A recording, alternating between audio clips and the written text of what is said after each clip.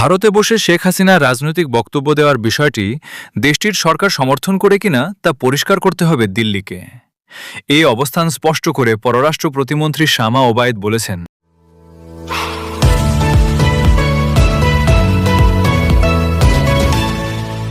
তারা online meeting করবে বা যেটাই করবে সেটা ভারত সরকার সমর্থন করে কি করে না সেটা ভারত সরকারকে ক্লিয়ার করতে হবে। আমরা ফরওয়ার্ড লুকিং একটা অ্যাটিটিউড নিয়ে আগাচ্ছি ভারতের সাথে, সেটা ক্ষতিগ্রস্ত হোক সেটা আমরাও চাই না, এবং আমার গভীর বিশ্বাস যে ভারতও চায় না।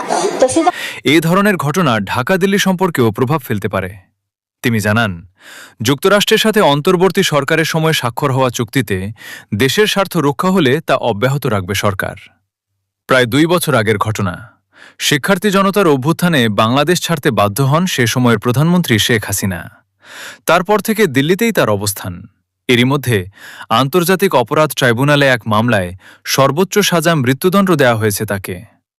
সম্প্রতি দিল্লি থেকে রাজনৈতিক কোনো কর্মকাণ্ড পরিচালনা করতে পারবেন না শেখ হাসিনা, এমন খবর প্রকাশিত হয় ভারতীয় গণমাধ্যমে। তার দুদিনের মাথায় 5 অগস্ট দিল্লিতে ফরেন করেসপন্ডেন্ট ক্লাবে দেশে ফেরা শিরোনামে এক অনুষ্ঠানে শেখ হাসিনার যুক্ত হওয়ার খবর আসে। এ প্রসঙ্গে ভারত সরকারের পরিষ্কার অবস্থান বুঝতে চায় বাংলাদেশ। আসে যুক্তরাষ্ট্রের সাথে বাণিজ্য চুক্তি প্রসঙ্গ।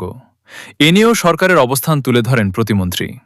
যুক্তরাষ্ট্রের ইন্দো প্যাসিফিক কৌশলের আওতায় সহযোগিতার অংশ হিসেবে দেশটির 22 সদস্যের প্রতিনিধি দল ঢাকা আসছে বলেও জানান তিনি।